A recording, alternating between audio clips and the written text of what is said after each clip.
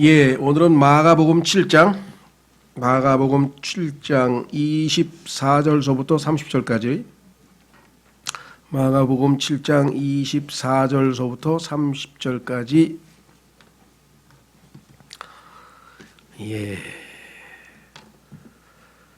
받들어 읽겠습니다. 그분께서 일어나사 거기를 떠나 두로와 시돈 지방으로 가사 한 집에 들어가 아무도 그것을 알지 못하게 가시려 하나 숨으실 수 없더라. 부정한 영이 들린 어떤 딸을 둔 어떤 여자가 그분의 소문을 듣고 와서 그분의 발 앞에 엎드렸는데, 그 여자는 그리스 사람이요 민족으로는 수로 보니게 사람이더라. 그녀가 그분께 간청하여 그분께서 자기 딸에게서 마귀를 쫓아내 주실 것을 구하거늘, 예수님께서 그녀에게 이르시되 먼저 자녀들에게 배부르게 할지니 자녀들의 빵을 집어 개들에게 던지는 것이 마땅치 아니하니라 하시매, 그녀가 응답하여 그분께로되 주여 올소이다마는 상 밑에 있는 개들도 자녀들의 빵 부스러기를 먹나이다 하니, 그분께서 그녀에게 이르시되 이 말을 하였은즉 내 길로 가라. 마귀가 내 딸에게서 나갔느니라 하시니라. 그녀가 자기 집에 돌아와 보니 마귀가 나갔고 자기 딸은 자기 자리 위에 누워 있더라. 이 내용이 조금 축약이 되어 있고요. 마태복음 15장으로 가서 다시 한번 그 보완 내용을 마태복음에는 어떻게 기록하고 있는지, 그래야 마태복음에서 마가복음에서 하지 않은 내용을 우리가 확인해 볼 수 있고, 또 마태복음에 없는 내용을 우리가 마가복음에서 확인할 수 있죠. 그래서 하나님의 말씀은 이렇게 보완해서 완전한 한 사건을 우리가 확인해 볼 수가 있겠죠. 자, 마태복음 15장 21절서부터 보시면 28절까지 똑같은 내용인데 몇 가지 다른 정보를 우리가 얻을 수가 있습니다. 그때 예수님께서 거기에서 가서 두로와 시돈 지방으로 떠나가시니 보라, 어떤 가나안 여자가, 여기는 지금 아까는 수로 그리스 여자라 그랬고, 그 다음에 수로 베니기아라고 하는 그 일종의 민족, 나라가 속한 나라 이름이 나와 있다고 한다면, 여기는 이 사람의 종족, 인종이죠, 인종. 그렇죠? 가나안이라고 하는 것은 우리 잘 아시는 것처럼 창세기의 함의 아들로서 저주를 받은 자로서 이 가나안 족속은 성경에서 항상 하나님의 대적이었죠. 그래서 하나님께서는 결단코 가나안 족속은 하나님 앞에 경배하지 못하겠다라고 하는 아주 엄중한 이 저주와 예언이 있는 아주 그런 족속인데요. 자, 그래서 가나안 여자가 바로 그 지방에서 나와 그분께 소리질러 이르되 오 주여 다윗의 자손이요. 그러니까 요게 다 생략돼 있었죠. 아까는 처음에는 오 주여 다윗의 자손이요. 자기는 유대인도 아닌데, 다윗의 자손이란 명칭은 유대인들이 사용하는 명칭인데 유대인도 아닌 자, 즉 자녀도 아닌데, 아까 주님이 말씀하신 대로 개인데 그 집 개가 자기가 자녀인 것처럼 그렇게 행동을 한 것이죠. 여기서는 오 주여 다윗의 자손이여 내게 긍휼을 베푸소서, 내 딸이 마귀에게 몹시 시달리나이다 하나, 그분께서는 그녀에게 한 말씀도 응답하지 아니하시니라. 처음부터 응답하신 게 아니라 처음에는 아예 무시해버리셨네요. 그랬더니 이제 할 수 없이 제자들에게 와가지고 쫄라대기, 그분의 제자들이 와서 그분께 간청하이로되 그녀가 우리를 따라오며 소리를 지르오니 그녀를 보내소서 하거늘, 그분께서 응답하여 이르시되 나는 이스라엘의 집의 잃어버린 양들 외에는 다른 데로 보내어지지 아니하였도다 하시니라.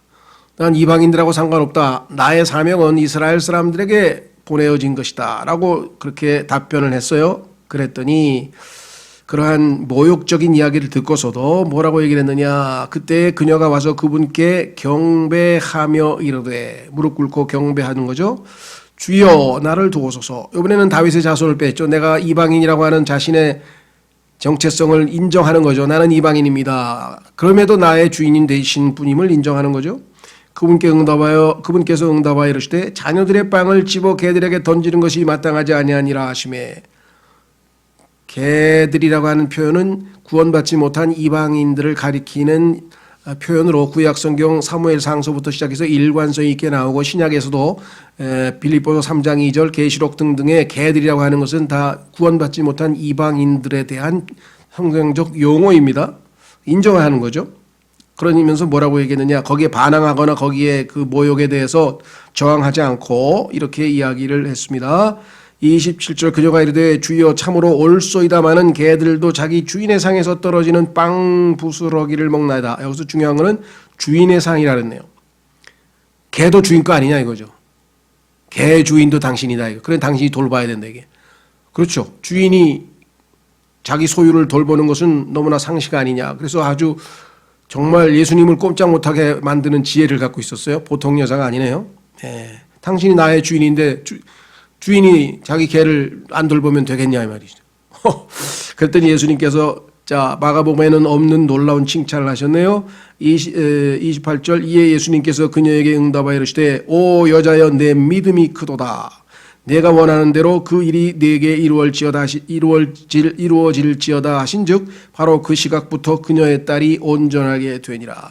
내 믿음이 크도다. 성경에 보면 딱 두 번밖에 안 나옵니다. 하나님께서 인정하시는 믿음이 큰 사람은 두 사람밖에 안 나오는데 첫 번째 사람은 마태복음 8장에 등장하는 그 유명한 백부장이죠. 자기 아들이 아프다고 와서 고쳐달라고 살려달라고 했을 때 예수님께서 알겠다고 가려고 했더니 우리 집에 오실 필요가 뭐가 있냐 이거야. 당신은 그저 말씀 한마디만 하면 우리 아들이 나을 텐데. 그러면서 한다는 소리가 내가 백부장이라고 하는 것은 100명의 부하를 거느린 이 군인이니까 뭐 오늘날로 치면 중대장쯤 되겠죠. 하여간 100명을 자기가 직접 그 수준 되는 어떤 중간 장교급인데 내 부하도 내가 오라 그러면 오고 가라 그러면 가고 내 명령에 권위에 순종하거늘 당신이 병이 떠나가라 그러면 떠나갈 거 아니냐 이거죠.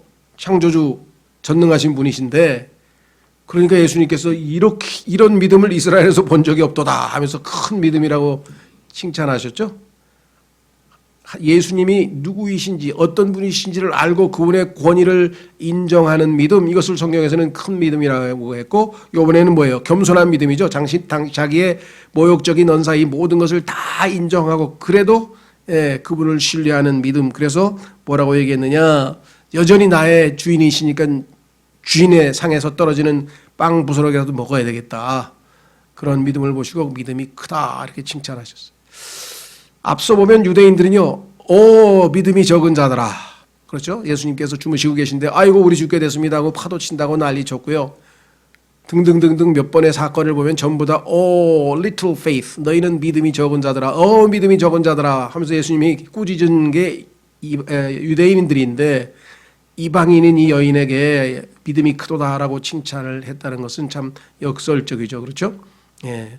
자, 그래서 우리는 요 보완을 좀 몇 가지를 하고 다시 이제 오늘 공부할 내용은 이제 뭐 마가복음이니까 이제 마가복음으로 한번 다시 가 보도록 하겠습니다.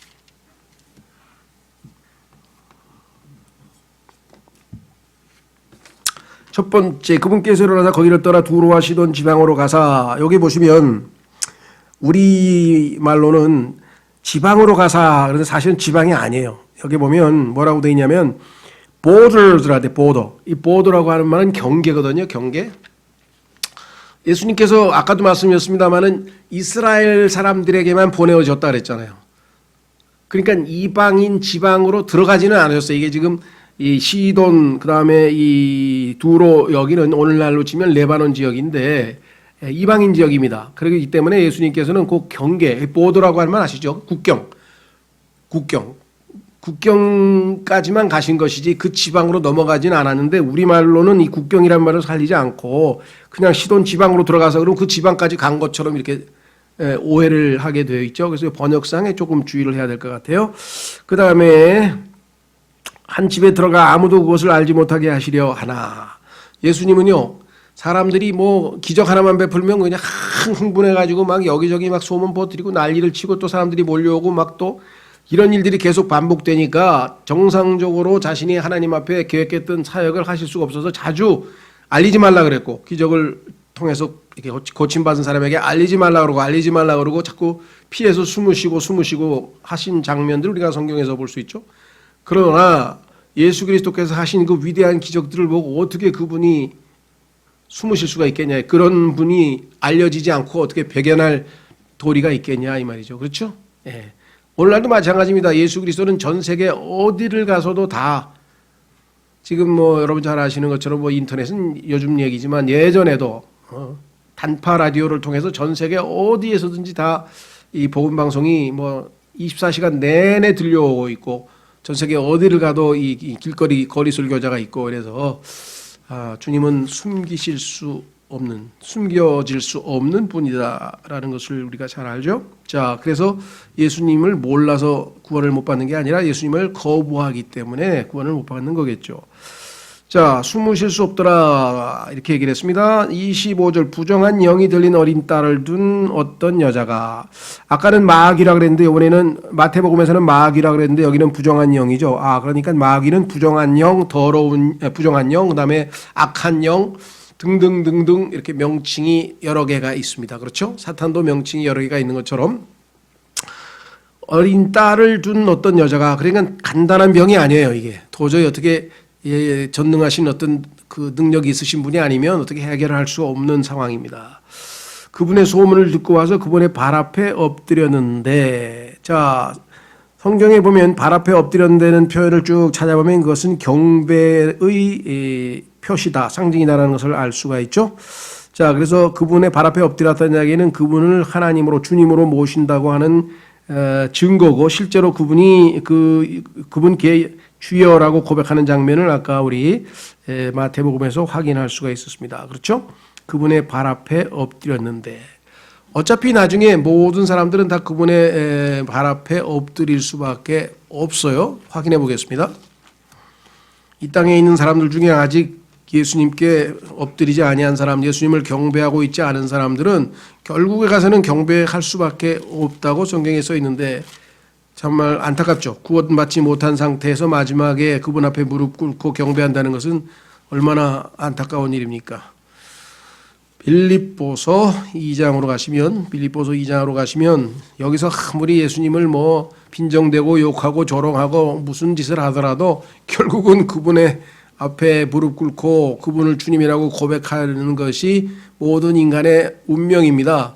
그런데 기쁨으로 자발적으로 그렇게 하면 얼마나 좋겠어요. 구원받고 하늘나라로 가면. 그렇지 않은 사람들도 다 할 수밖에 없어요. 어쩌냐, 어떻게 됐냐. 그건 하나님께서 그분을 높이시기 때문이죠. 확인해 보겠습니다. 빌립보서 2장 5절서부터 8절까지는 예수 그리스도께서 7단계로 낮아지신 모습이 나와요. 보십시오. 5절, 빌립보서 2장 5절, 예수님 안에 이 생각을 너희 안에 이 생각을 품을지니 그것은 그리스도 예수님 안에도 있던 생각이라. 자, 몇 단계인가 보세요. 그분은 하나님의 형체로 계심으로 하나님과 동등함을 강탈로 여기지 아니하셨으나 스스로 무명한 자가 되사 자기 위의 위에 종의 형체를 취하시고 사람들의 모습이 되셨으며 사람의 모양으로 나타나서 자기를 낮추시고 죽기까지 순종하셨으니 곧 십자가의 죽음이라. 이렇게 자신을 낮추신 그분을 하나님께서는 높이신다는 약속을 하셨기 때문에 9절에 가서 그러므로 하나님께서도 그분을 높이 올리시고 모든 이름 위에 있는 이름을 그분에게 주사 하늘에 있는 것들과 땅에 있는 것들과 땅 아래에 있는 것들의 모든 무릎이 예수라는 이름에 굴복하게 하시고, 결국은 모든 무릎이 예수님 앞에, 예수라는 이름 앞에 무릎을 꿇고, 그뿐만 아니에요. 시인도 해야 돼요. 이 땅에서는 예수님을 마치 무슨 종교 지도자 아니면 조롱의 대상으로 해서 예수 아주 가볍게 그 이름을 마구 정말 불러대고 심지어는 짓거려대고 이렇게 했지만, 그분의 앞에 가서 뭐라고 고백하냐. 11절, 또 모든 혀가 예수 그리스도는 주시라고 시인하여 하나님 아버지께 영광을 돌리게 하셨느니라. 결국은 주님으로 인정하고 영원한 지옥불에 던져지느니 이 땅에서 빨리 주님이라고 시인하고 구원받고 하늘나라로 가는 게 훨씬 더 현명한 선택이겠죠. 자, 그래서 다시 돌아옵니다. 이 여인은 예수 그리스도 앞에 엎드렸습니다.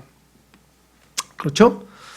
자, 그런데 이 여인은 그리스 사람이라 그랬네요. 그 여자는 그리스 사람이요. 왜냐하면 이 당시에 그리스라고 하는 나라가 이 지역을 분배해서 나누어서 다스리고 있었기 때문에 그래요. 그래서 거기 옆에 보면은 시리아라고 하는 지역은 이제 그리스가 다스리고 있었던 그 시대였기 때문에 이름이 소속이 그리스 소속이요. 그다음에 민족으로는 수로보니게 사람이더라. 이게 수로는 우리말로 하면은 너무나 번역이 어색하지만 요즘 말로 하면 시리아입니다. 시리아. 이스라엘 북쪽에 골란고원 바로 위에 있는 시리아를 옛날식으로 수로라고 번역을 해가지고 왜 이렇게 번역했는지 모르겠어요. 그냥 시리아로 해도 될 것 같은데 애굽을 이집트로 번역했다면 이걸 차라리 그냥 시리아로 하면 좋은데 수로 보니게도 페니키아예요. 그러니까 좀 오늘날 우리 현대 영어로 치자면 너무나 좀 용어 자체가 좀 그렇죠. 예, 시리아 그다음에 페니키아 그 지역은 이스라엘 북쪽에 있고 거기에 있는 도시가 두로하고 아까 시돈이라고 하는 도시가 있었었죠.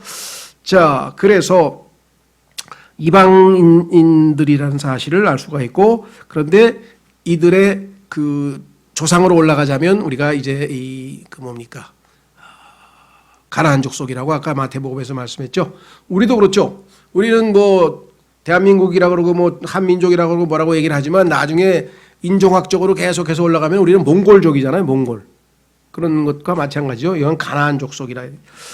자, 그래서 그녀가 그분께 간청하여 중간 과정 우리가 아까 마태복음에서 봤고요. 소리를 질렀는데 들은 척도 안 하시니까 제자들한테 가서 또 소리 질러대니까 제자들이 와가지고 예수님께 아이고 시끄러운데 보내시면 어떻겠냐고 뭐 이런 내용들이 중간에 있었어요.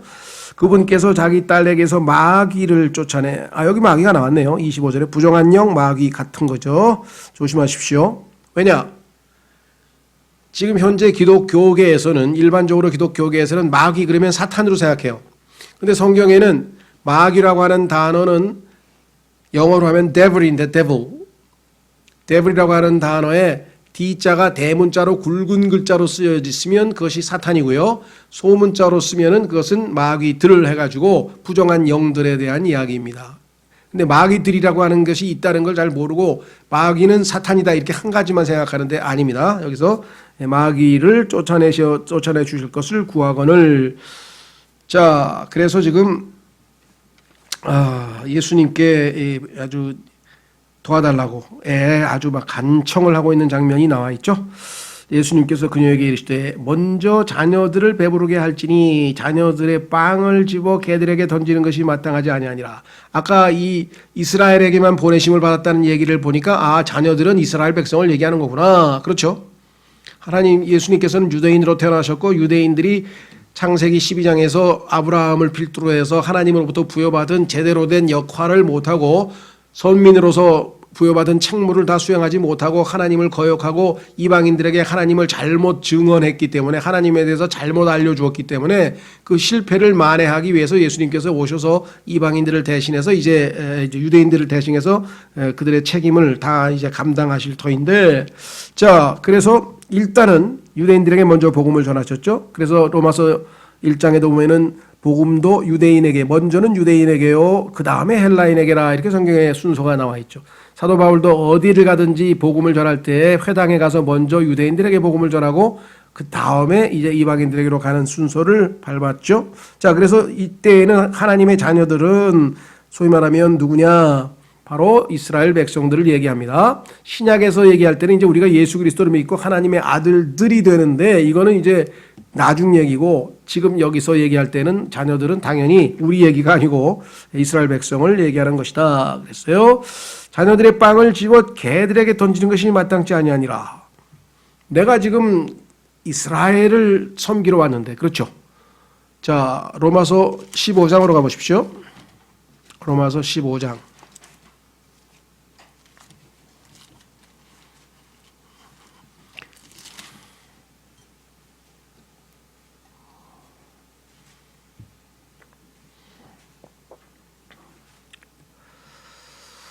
8절, 로마서 15장 8절에 분명히 나와 있기를 이제 내가 말하거니와 예수 그리스도께서 하나님의 진리를 위해 할례자들의 사역자가 되신 것은, 유대인들, 할례자들, 이방인들이 아닌 유대인들, 다시 말해서 이스라엘 사람들을 섬기러 오고 그들에게 말씀을 선포하러 온 거죠.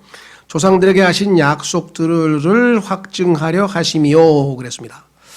그 다음에 또 이방인들이 하나님의 긍휼로 인하여 하나님께 영광을 돌리게 하려 하심이니, 그렇다고 해서 그러면 유대인들만 하시는 거냐? 아니죠. 그래서 지금 스로페니키아 여인 같은 사람들을 성경에 보면은 드물게 이방인들도 예수 그리스도께로 와서 혜택을 입게 됩니다.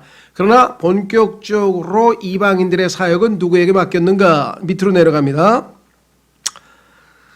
16절 로마서 15장 16절. 제가 1장이라 그랬나요 아까? 15장 맞죠? 15장 16절. 이것은 내가 이방인들을 향한 예수 그리스도의 사역자가 되어 하나님의 복음을 제공함으로써 이방인들을 바치는 일이 성령님을 통해 거룩히 구별되어 주께서 받으실 만하게 하려 함이라. 그러니까 예수 그리스도께서는 1차적으로는 유대인들을 위해서 사역을 하러 오신 것이고, 그 다음에 유대인들이 거부함으로 말미암아 이제는 그 복음을 이방인들에게 보내는 사역은 주로 바울에게 맡기셨다라고 하는 사실을 우리가 여기서 확인을 해 볼 수가 있습니다. 자, 그러면 다시 마가복음으로 와서 그 얘기를 들었으면은 절망했을 수도 있어요. 나는 하나님의 백성이 아니니까, 자녀가 아니니까, 자녀가 먹을 빵을 어떻게 내가 개가 먹을 수 있을까? 이렇게 생각했을 텐데 그게 아니고, 이 여인은 어떻게 하나님께서 주신 지혜가 있었는지 영적으로 아주 뛰어나게 분별력이 있었어요. 뭐라고 얘기를 했느냐, 이렇게 얘기했어요. 그녀가 응답하여 이르되 28절 주여. 아까는 다윗의 자손이라는데 다윗의 자손은 뺐습니다. 왜? 자기가 이제 자녀가 아니라는 사실을 인정했어요. 나는 유대인이 아닙니다. 이방인입니다. 그래도 주님은 만천하의 우주만물의 창조주이시고 주인이시니까 그래서 주라고 인정했어요. 주라. 그래서 뭐라고 했냐, 주여 올소이다마는, 그렇습니다. 나는 하나님의 자녀가 아닙니다. 그러나 뭐라고 했어요? 상 밑에 있는 개들도 자녀들의 빵 부스러기를 먹나이다 하니. 자, 여기는 그냥 자녀들의 빵 부스러기라고 했는데 아까는 뭐라 그랬어요? 마태복음에서는 주인의 상에서 떨어지는 부스러기라 했잖아요. 그러니까 나의 주인도 되신다 이 말이에요. 주님이 됐으니까. 주님이란 말은 주인이란 뜻이죠. 유대인들의 주님뿐만 아니라 다윗의 자손이니까 주여 다윗의 자손이요 뿐만 아니라 이방인인 나의 주님도 되시지 않습니까? 그러니까 주인의, 나는 자녀는 아니지만 주인의 상에서 떨어지는 부스러기라도 난 먹어야 되겠다. 이렇게 얘기했더니 아까 어떻게 했어요? 예수님께서 내 믿음이 크도다. 그 믿음, 그것을 보고 예수님께서 칭찬하셨잖아요. 그렇죠? 예. 자, 여기는 지금 나와 있지 않죠? 그녀가 응답하여 그분께로 되 주여 올소이다마는 상 밑에 있는 개들도 자녀들의 빵 부스러기를 먹나이다 하니 그분께서 그녀에게 이르시되 이 말을 하였은즉. 자, 여기는 지금 믿음이 크도다라는 말은 이제 마태복음에만 있었어요. 그러나 결국은 우리가 알 수 있죠. 내 길로 가라. 마귀가 내 딸에게서 나갔느니라 하시니라. 그녀가 자기 집에 돌아와 보니 마귀가 나갔고 자기 딸은 자리 위에 누워 있더라. 그분의 말씀을 통해서. 자, 여기서 하나 알 수 있는 것은요, 예수님께서 그 치료하실 때는 직접 현장에 가서 치료하시는 수가 있고, 그 다음에 이처럼 말씀으로 해서 치료할 수가 있죠. 자, 아까 로마의 백부장도 우리 집에 오실 필요 없습니다. 그냥 말씀만 하옵소서 하고 멀리 떨어져 있는 곳에서, 그렇죠? 자, 성경에 보면 유대인들은 하나님께 가까이 있는 민족으로 표시되고 이방인들은 하나님과 멀리 떨어져 있다고 성경에 써 있죠. 이해가세요? 그래서 이 두 사람은 자녀들을, 자기 아들과 딸을 치유했는데 멀리 떨어져 있는 이방인이라고 하는 것을 성경에서 의식적으로 보여주고 있어요. 자, 에베소서 2장으로 가보겠습니다. 그래서 여러분과 저는 하나님과 멀리 가까이 갈 수도 없었던 그러한 아주 추하고 더러운 이방인이었다. 우리의 신분을 결코 잊지 말아야 된다. 이 여인처럼 하나님 앞에 겸손하게 자신의 신분을 인정하고 겸손할 때 야고보서 4장에서 말씀하신 것처럼 겸손한 자를 하나님이 은혜로 돌보신다. 교만한 자를 하나님께서 돌아보지 아니하신다 그랬죠. 그 말씀대로. 자, 에베소서 2장에 보시면 이렇게 써 있습니다. 2장 11절. 에베소서 2장은요, 신비 중에 신비, 이방인과 유대인은 결코 물과 기름처럼 섞일 수 없는 그런 존재인데 예수 그리스도의 피로 말미암아 이제 하나가 되어서 한 몸을 이루게 된다는 위대한 신비를 지금 말씀하고 있죠. 11절. 그러므로 기억하라. 너희는 지나간 때에 육체로는 이방인이요. 이방인? 손으로 육체에 행하는 할례를 받아 할례자라 불리는 자. 이게 유대인이죠. 자, 그러면 이방인과 유대인 둘이 나와 있는데, 의해 무할례자들이라 불리던 자들이라. 다시 말해서 할례도 못 받은 자들이다 라고 이렇게 조롱을 당했었는데, 그때 너희는 그리스도 밖에 있었고 이스라엘 연방 국가 밖에 있던 외인들이며 약속의 언약들에서 분리된 낯선 자요 세상에서 소망도 없고 하나님 밖에 있던 자들이었으나, 이방인들의 처지가, 상황이 얼마나 절망적이었는지를 하나 설명했어요. 하나님과 아무 상관도 없었던 자들이다 이게. 그래서 그냥 개들이라고 불러요. 개들. 이해가 되세요? 예. 유대인 입장에서 보면요, 이방인은 아예 인간 취급을 안 해요. 짐승 취급을 했잖아요. 그런데 자 13절, 한때 여기 나와 있네. 멀리 떨어져 있던 너희가, 하나님으로부터 멀리 떨어져 있던 너희가 이제는 그리스도 예수님 안에서 그리스도의 피로 가까워졌느니라. 그래서 하나님 앞에 언제든지 믿음으로 들어갈 수 있는, 하나님의 존전 앞에 언제든지 들어갈 수 있죠. 무슨 말인지 이해가 되셨죠?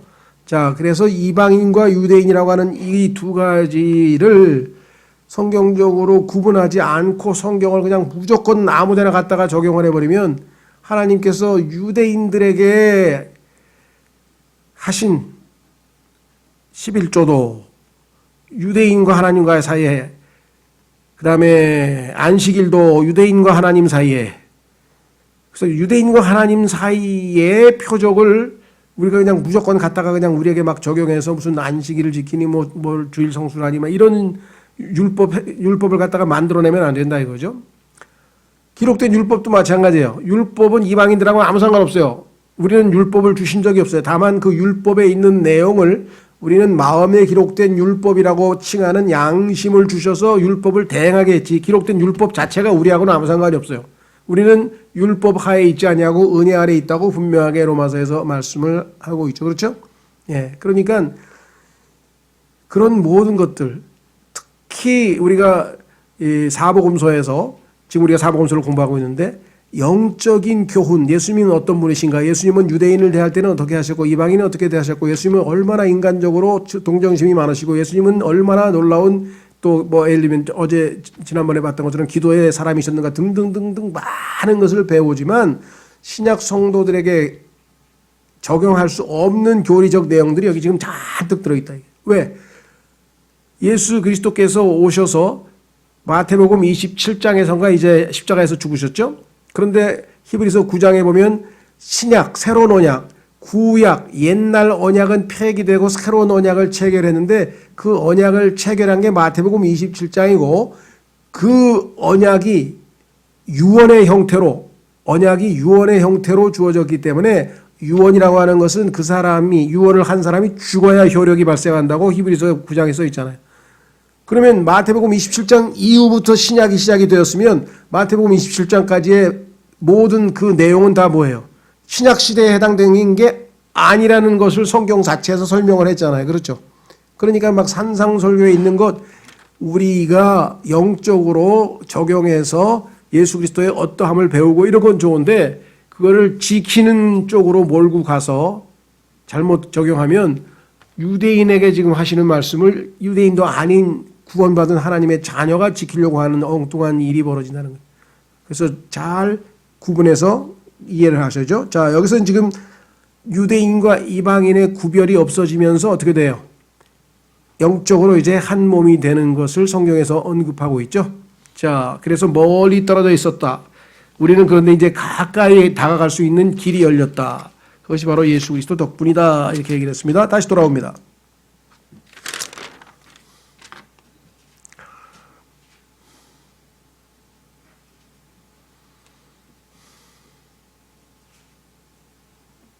자, 아까도 말씀드린 것처럼 이 여인이 예수 그리스도를 주님이라고 부르면서 주인의 상이라는 표현을 하면서 예수 그리스도로 하여금 주인이신 분이 책임을 져야 되지 않습니까? 라고까지 이야기를 해서 예수님께서 너무 놀라셔가지고 큰 믿음이다 하고 인정을 해줬다는 말씀을 좀 했었습니다.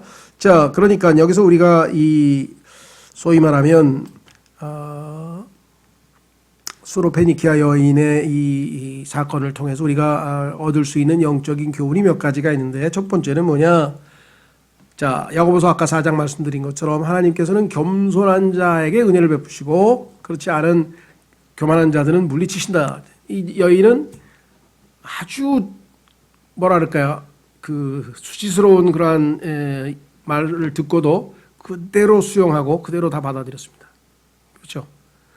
우리가 복음을 전할 때 사람들이 죄인이란 얘기만 들어도 껄끄러워하면서 무슨 나만 죄인이냐는 둥, 아니면 뭐 그게 무슨 죄냐는 둥 하면서 하나님 앞에서 죄인이라고 하는 것을 인정하기가 얼마나 어려운지 몰라요.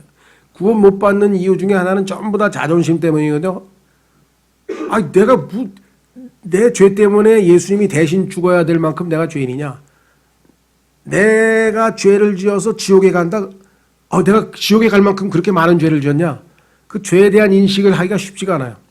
인간은 자기의가 강해가지고 그래 나도 거짓말도 하고 그런 그 정도 죄를 지었지 그게 무슨 큰 죄냐 이렇게 생각을 하는데, 그게 아니라 성경에서는 어떤 게 죄예요? 예수 그리스도를 믿지 않는 게 죄라고 성경에 써 있어요. 나를 믿지 아니하며. 성령님께서 우리에게 가르쳐 주시는 죄는 하나님의 아들이신 예수님이 이 땅에 오셔서 내 죄 때문에 죽으셨는데 자기가 그 예수님을 믿지 않고 죄인임을 인정하지 않는 것. 그러면 어떻게 되는 거예요? 하나님을 거짓말장이로 만들어 버리는 거예요. 하나님은 자신의 아들을 내 죄 때문에 십자가에서 죽게 하셨다 그러는데 나는 죄인이 아니라고 거부하면 요한일서 5장에 뭐예요? 하나님을 거짓말장이로 만들어 버리는 죄. 그게 예수님을 믿지 않는 죄예요. 그 얼마나 큰 죄인지를 잘 몰라요. 우리는 죄하면 거짓말 무슨 어떤 외적인 몇 가지 이런 거에 신경을 쓰는데, 그게 아니라 자신이 하나님 앞에 죄인이라는 사실을 거부하고 그 죄인을 대신한 하나님의 진리의 사랑을 거부하고, 그래서 결국은 하나님을 거짓말장이로 만들어버리는 그 엄청난 죄가 무엇인지를 깨달으려면 성령님의 역사 없이는 이루어질 수가 없어요. 그러니까 우리가 인간적으로 설득해봐야 안 됩니다. 열심히 기도해서 성령님께서 그들의 마음에 찔림이 와야 그제서야 그게 내가 죄인이구라고 하는 것을 인정한다는 것이죠. 자, 어쨌거나 이 여인은 자기가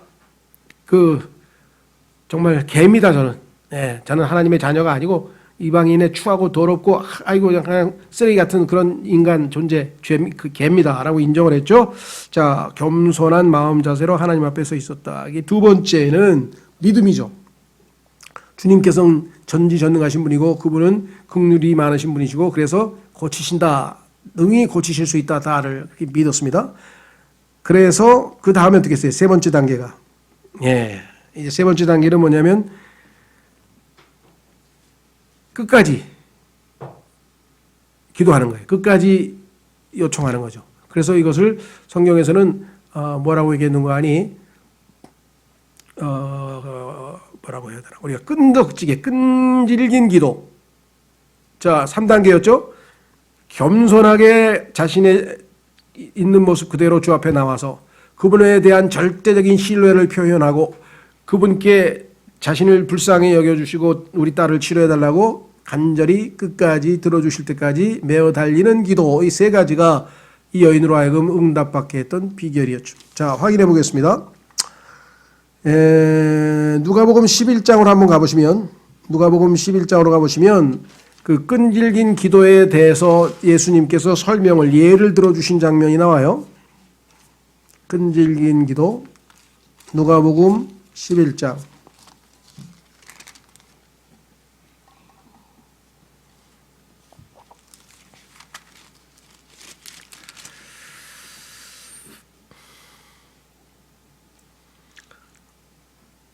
찾으셨습니까? 거기 보시면은요, 5절, 누가복음 11장 5절에 예수님께서 이렇게 기도와 관련지어서 가르침을 주셨어요. 또 그분께서 그들에게 이르시되 너희 중에 누가 친구가 있는데 한밤중에 그에게 가서 그에게 말하기를 친구여 내게 빵 3개를 빌려다오. 내 친구가 여행 중에 내게 왔으나 그 앞에 차려놓을 것이 내게 없노라 하면 그가 안에서 응답하여 이르기를 나를 괴롭게 하지 말라. 이제 문을 닫았고 내 자녀들이 나와 함께 잠자리에 들었으니 내가 일어나 내게 내가 줄 수 없노라 하겠느냐? 그런 사람 없다 이게요. 왜? 내가 너에게 이르노니 그가 자기 친구이므로 그가 일어나 그에게 주지는 아니할지라도. 이런 친구도 덜어 있겠지만 웬만한 인간은요 이런 상태에서는 안 된다. 지금 나 애들 다 잠자고 지금 뭐 거부하겠죠? 그런데 어쩔 수 없이 들어줬다. 왜? 끝까지 졸라대니까 잘못하면 애들 다 깨게 생겼어. 그래서 어떻게 했어요? 뭐라고 했냐? 이렇게 얘기를 했죠. 그가 귀찮게 졸라대므로, 이 단어가 똑같은 단어가 지금 마가복음에 귀찮게 졸라대므로 그래. 귀찮게 졸라대므로 일어나 그의 필요대로 다 그에게 주리라 그랬어요. 그러니까 기도라고 하는 것이 얼마나 끈질기게 해야 되는가를 이야기하신 것이죠. 비슷한 내용이 또 어디에 나옵니까? 불의한 재판관이 있었죠. 기억나세요? 어디 있나? 18장에 있나요? 한번 확인해 보겠습니다. 맞나? 예. 낙심하지 않은 과부 끝까지 요청했죠. 자, 누가복음 18장 여기도 우리가 오늘 이 수로페니키아 여인과 같은 자세로 하나님 앞에 간절히 끝까지 졸라대는 기도. 사람들이 항상 기도하고 낙심하지 말아야 할 것을 보여주시려고 그분께서 그들에게 비유로 말씀하여 이르시되, 쉽게 설명을 해야죠. 비유를 들면 쉽게 이해를 하잖아요. 어떤 도시에 하나님을 두려워하지 아니하고 사람도 존중하지 아니하는 한 재판관이 있었고, 그 도시에 한 과부가 있었는데 그녀가 그에게 가서 이르기를 내 대적에게 내 원수를 갚아주소서 하되, 그가 한동안 들어주지 아니하였으나 나중에 속으로 이르되 내가 하나님을 두려워하지 아니하고 사람도 존중하지 아니하지만 이 과부가 나를 괴롭게 하므로 내가 그녀의 원수를 갚아주리라. 그렇지 않으면 그녀가 항상 와서 나를 지치게 하리라 하였느니라 하시니라. 무슨 말이야 되세요? 예. 훌륭한 사람이어서가 아니라 못된 사람이지만 아주 그냥 귀찮게 하니까 그 귀찮은 것 때문에라도 들어준다. 그러니 너도 그렇게 기도하라 하나님께. 자, 6절 주께서 또 이르시되 불의한 재판관이 말하는 것을 들어라. 비록 하나님께서 밤낮으로 자기에게 부르짖는 자들 곧 자기의 선택받은 자들을 향하여 오랫동안 잠오실지라도 그들의 원수를 갚아주지 아니하시겠느냐. 그러니까 그 불의한 재판관에게 한 과부처럼 너희들도 하나님께 그와 같이 끈질기게 기도하라 이렇게 얘기를 했죠. 우리의 기도가 아마 여러분들 중에는 지금 코로나 기도를 하시면서도 아마 지치신 분이 계실 것 같은데, 밤낮 아무리 기도해도 그렇게 생각하는데 하나님께서 응답하실 때까지 하는 게 기도예요. 때는 하나님이 정하시는 거죠. 언제 들어주실지는 아무도 몰라요. 그렇죠? 네. 우리도 있잖아요. 물은 어떻게 됩니까? 계속 우리가 물을 부어놓으면 나중에 물이 맨 꼭대기에, 그렇죠, 차야 흘러넘치는 거지, 안 차면 계속 차서 흘러넘칠 때까지 하는 것처럼 이 기도도 하나님께서 언제 들어주실지는 그 타이밍을 아는 사람은 아무도 없어요. 그래서 지금 끈질기게 기도하라 그랬잖아요. 쉽게 이해할 수 있도록. 어렵지 않잖아요. 그죠? 과부가 억울하옵니다. 끝까지 기도했더니 나중에는 귀찮아서 아유 난 정말 못 살겠네. 아주. 그래서 들어주는 것처럼 그런 끈질김을 가지고 이렇게 비유를 했으니 못 알아들을 사람은 없겠죠. 그렇죠? 예, 그래서 우리도 좀 끈질기게 기도해야 된다라는 것을 좀 교훈도 얻을 수 있는 것 같습니다. 예, 오늘 우리는 이 수로페니키아 여인을 통해서 우리가 하나님 앞에 내가 정말 내 자신의 있는 모습 그대로 하나님께서 보여주신 그대로 겸손한 자세로 나아가는가, 그리고 그분에 대한 절대적인 신앙, 그렇죠? 예. 믿음을 견지하고 있는가, 그리고 그분께서 응답하실 때까지 끈질기게 주님 앞에 가서 기도하고 있는가. 아주 좋은 실제적인 교훈을 이 여인을 통해서 우리가 배웠습니다. 물론 그 이외에 이방인, 유대인 여러 교리적인 것도 우리가 많이 배울 수 있었습니다. 시간 여러분과 제가 주님께 함께 기도하도록 하겠습니다. 오늘 주신 말씀을 통해서 우리도 정말 주님 앞에 어떠한 자세로 신앙생활을 해야 될지 보여주신 것 감사하고, 우리도 겸손하게 믿음으로 끈질긴 기도로 주님 이 땅에서의 신앙생활을 참으로 승리하는 그러한 사람들이 되게 해주십시오. 다 같이 기도하겠습니다.